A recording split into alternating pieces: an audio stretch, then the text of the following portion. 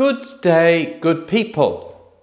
Next week sees the distribution of Highlight NE7, the brainchild of a set of community-minded individuals from the local mutual aid group, St Francis Church and our ward councillors. And if you live in the NE7 postcode area, you should receive it through your door in the next few days. It has three purposes. First, to share information, positive news from local community groups and organisations.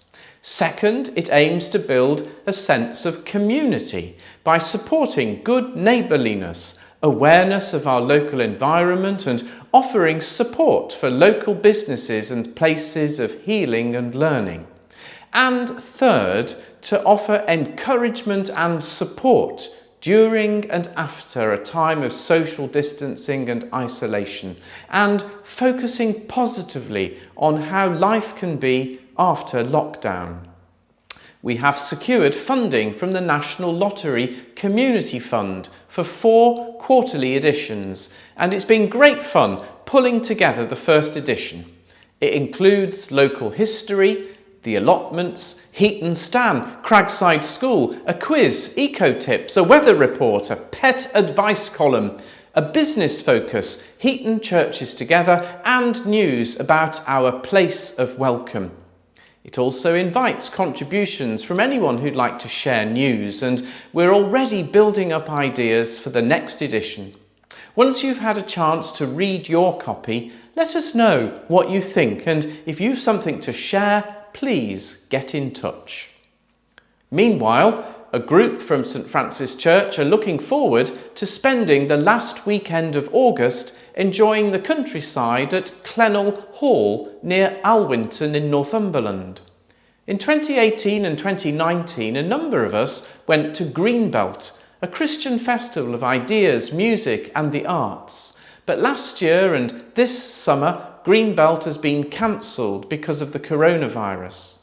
Undeterred, a group of Greenbelters have booked some rooms, and we are looking forward to a weekend of walks, worship, relaxation, music, stargazing, storytelling, games, and even the chance for some wild swimming.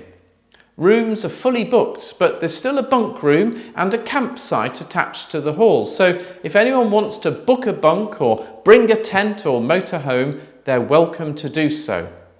I'll add a brochure to this week's email bulletin, and of course, anyone could join us for all or part of each day's programme.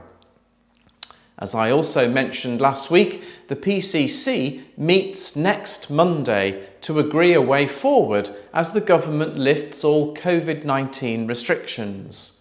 The National Church Recovery Group is still waiting to hear from the government's Places of Worship Task Force, so we have not yet received any further clarification.